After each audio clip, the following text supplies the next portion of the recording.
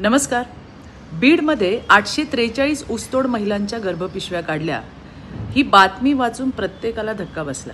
मलाही एक स्त्री म्हणून हे खूप जिव्हारी लागलं। पण जेव्हा मी सत्य तपासलं तेव्हा लक्षात आलं की ही माहिती अर्धसत्य आणि दिशाभूल करणारी आहे। आपण याबद्दल थोडंसं जाणून घेऊया। मी संबंधित अधिकाऱ्यांना विचारून ही माहिती आज तुमच्या समोर ठेवतेय। ऊसतोड महिला कामगारांच्या आरोग्यासाठी 2019 पासून काही नियम आणि खबरदारी घेण्याच्या दृष्टीने शासनाने काही नियम बनवलेत। आता उठसूट कोणीही गर्भपिशवी काढू शकत नाहीच।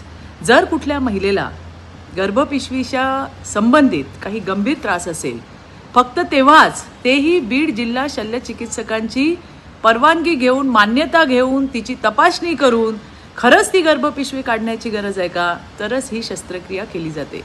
या शस्त्रक्रिया वैद्यकीय कारणांमुळे वेगवेगळ्या वर्षात झालेल्या आहेत। म्हणजे 2019 पासून तर बीड शल्यचिकित्सकांच्या अधिकृत तपासणीनंतर परवानगीशिवाय अशा शस्त्रक्रिया झाल्याच नाहीत। या शस्त्रक्रियांचा कालावधी हा ऊसतोड हंगामाच्या लगतचा नाहीये।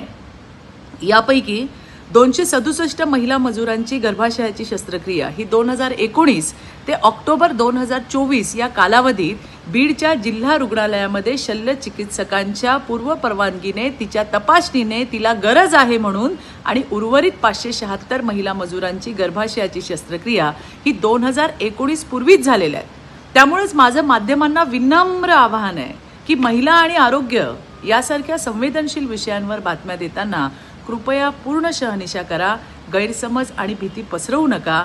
जय हिंद, जय महाराष्ट्र। नवीन घडामोडी पाहण्यासाठी आजच आम्ही मुंबईकर 24 तासला लाईक करा, सबस्क्राईब करा आणि अपडेट रहा।